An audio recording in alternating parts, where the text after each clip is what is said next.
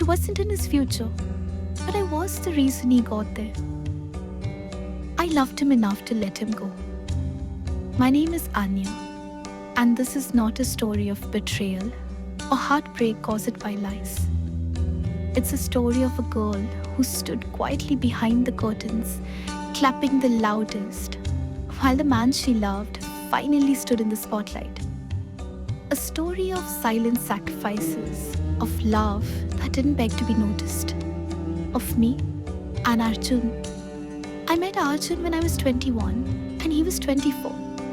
A dusty art gallery in Delhi, where I was dragged by a friend who thought I needed more color in life. He stood next to his canvas, flushed cheeks, ink stained hands, eyes filled with dreams too big for that room. He didn't notice me, but I noticed everything about him. His painting wasn't perfect, but it was honest. And in those strokes, I saw pain, passion, and purpose. Later at a tea stall, I offered him a sip of my masala chai in exchange for the story behind his art.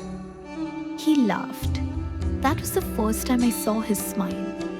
Wide, dimpled, unsure, like someone not used to being seen. We started meeting often, not on purpose, but somehow Delhi kept pulling us together. Sketchbooks turned into coffee dates, coffee into walks that lasted hours, and slowly the invisible threads wrapped tighter. He spoke of his dreams, to be remembered, not just admired. He came from a small town, lived in a cramped PG, sold sketches for 500 rupees, skipped meals to save for paints. But he never complained. He'd say, "One day someone will see what I see." And I already did. He never asked for anything, but I gave anyway. My time, my support, my silence on days he needed peace, my words when he needed hope. I'd bring him food when he forgot to eat, helped him post online, stood in queues at exhibitions so his art might get noticed. And he'd smile, pull me into his paint-stained hands and say, "Tu meri lucky charm hai, Anya." No one knew how much I loved him, not even him. I never said it, not out of fear, but because I didn't want my love to be a burden. He needed wings, not roots. So I stayed beside him, quietly, like a page in his sketchbook, full of meaning never displayed. Then came that day. A foreign curator saw his art online and emailed him. They offered a 6-month residency in Paris, all expenses paid, global exposure, a dream come true. He called, voice shaking. "I got in, Anya, I got in." I laughed and cried all at once, told him I was proud, that this was just the beginning, and it was, but not for us.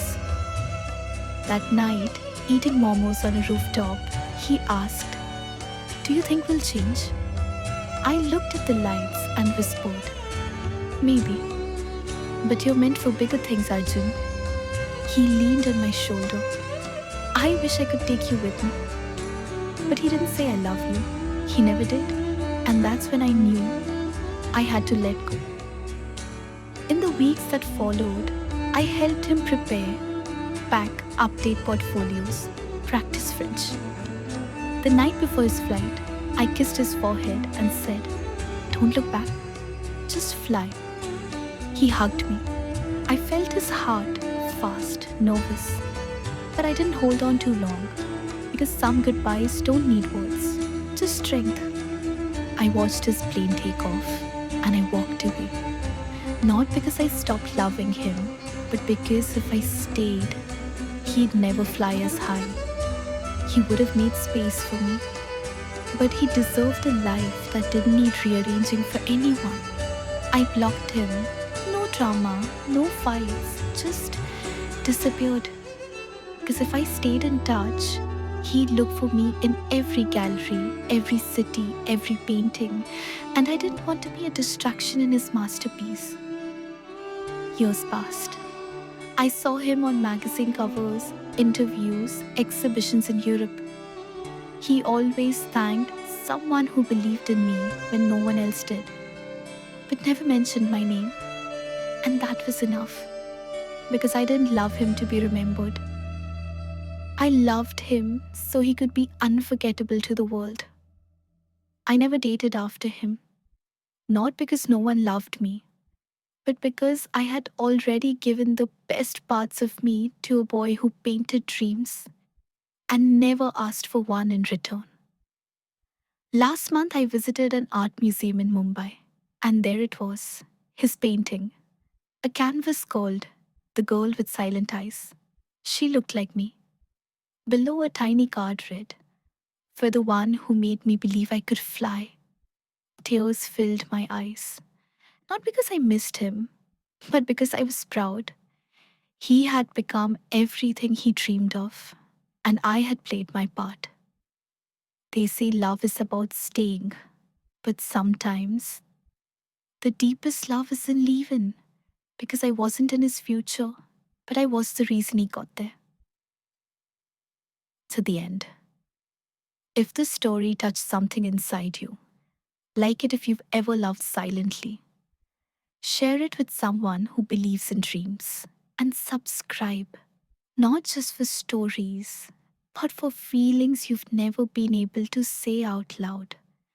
Because here, every heartbeat has a voice.